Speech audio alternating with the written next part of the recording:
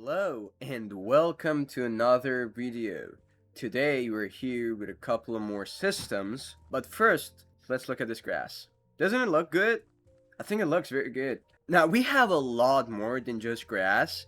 Again, this is using the procedural generation system that Unreal Engine has. I think it looks very good. I do think it looks very good, and we have a lot more to show. We have trees, we have rocks, we have small rocks, cliffs, and we have a whole lot of things, but I didn't want to show them right here because we're working on them in the main map. So that should be another video very soon. But until then, the grass isn't the main topic of this video, something else is, which I'm very excited to show you guys. Well, let's first go and view the new Inlay Weaving system. Right here, you can see it right here. So what does this do? Well, this is a whole new tab, and I will be explaining it very shortly here. So let's gather some ingredients first.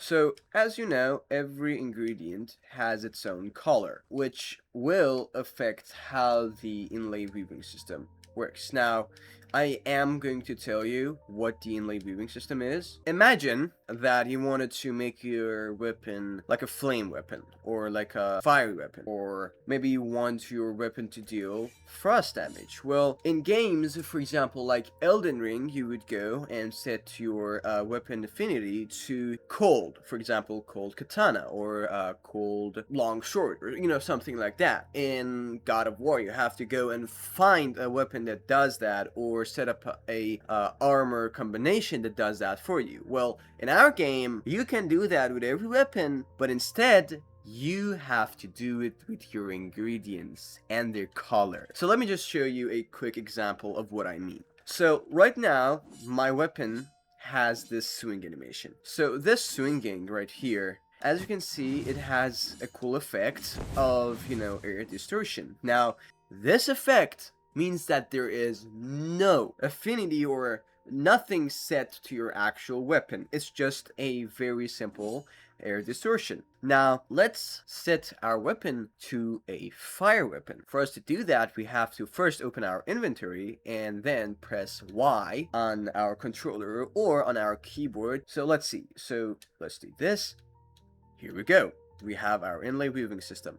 Now, obviously, the sword is a placeholder. It's going to look fantastic. It's going to look much better than it is right now. And these apples right here will look much better as well. Well, we're not going to have apples. We're going to have, like ingredient icons instead of just an apple, but I haven't really set that yet. The actual system itself is amazing. So let me show you. So you have to select on one of these slots. So right here, this one is for the tip of the sword. This is where the blade connects to the hilt, and this is the handle of the sword. So based on your ingredient combination, your weapon effect changes. So let's make a fiery weapon right now. First, let's select one of these slots. So just like that, I selected one. Now, right here, you can see that this effect changed to the actual color of my ingredients. So this becomes,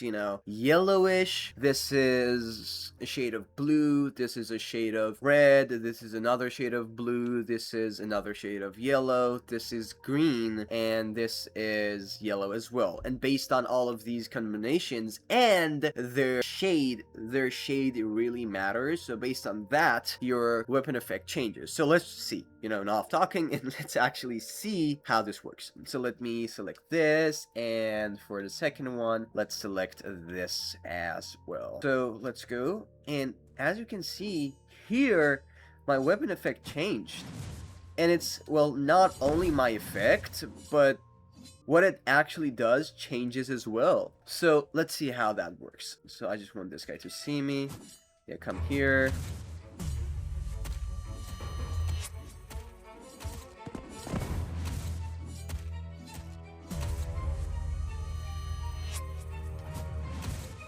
There we go, right there. So this guy is now on fire, and he is taking passive damage. As you can see right there, his health is decreasing. So this is what your weapon effect does. Now, these are very, basic enemies. They're not supposed to be strong at all. And once in a while, they attack you. It's not like, they're, you know, very powerful. And they're not supposed to. Because of that, you can set them on fire fairly easily. Let's go and make our weapon a cold weapon. Let's see. So right here, and let's see. So we're going to come here. I believe it was this combination right here. Yeah, there we go. Doesn't that look good? I think that looks great. There is a timer that decreases the ice effect on the enemies as well. So when you deal frost damage to an enemy, if that frost damage hits 100, they will catch that effect that you have. These elixirs that we have right here are very good for doing this, but our weapons, they're not. You have to, continuously hit enemies, and that's a bit hard. You have to know all the combos, all the attacks to be able to do something like this, which, well, I know, but even then it's a bit hard to do. Let's just see. So now we have 3 enemies, so it should be, fairly hard to do anything.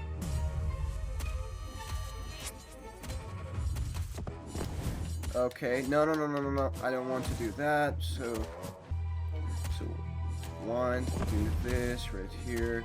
1, 2, 3, 4, 5. I don't want to set that on fire. Okay, we couldn't do it on this guy as well. Let's kill him. Yeah, right here. And let's see if I can do it right here with this guy. 1, 2, 3. 1, 2, 3, 4. This right here. 1. Set him on fire. Set him. Oh yeah, right there. Right there. As you can see, now he's frozen.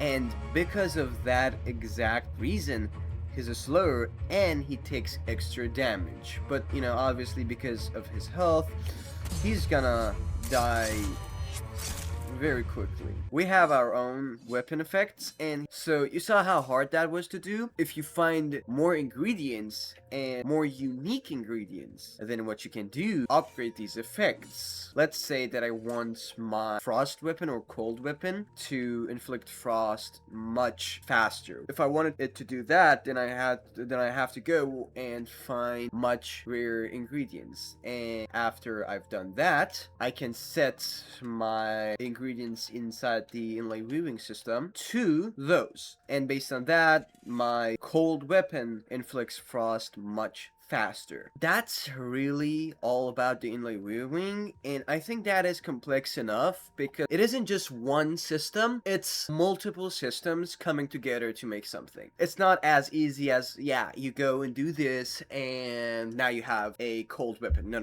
You have to go, find their ingredients, then set the combination, and if you wonder how we're going to tell you the combination, it's going to be with puzzles and runes and a lot of cool stuff that you have to go and find for yourself. And after you did, you can figure out the combinations, or what I like to do in a lot of games that do that, you can just go search them on Google or ask Gemini or ChatGPT. I do not recommend doing that because exploration is going to be a very big thing in our game. Although we are an indie studio and we don't have like a bajillion people and like $500 billion, we will make an open world game that is, I don't think anyone has done this before, but it's going to be amazing.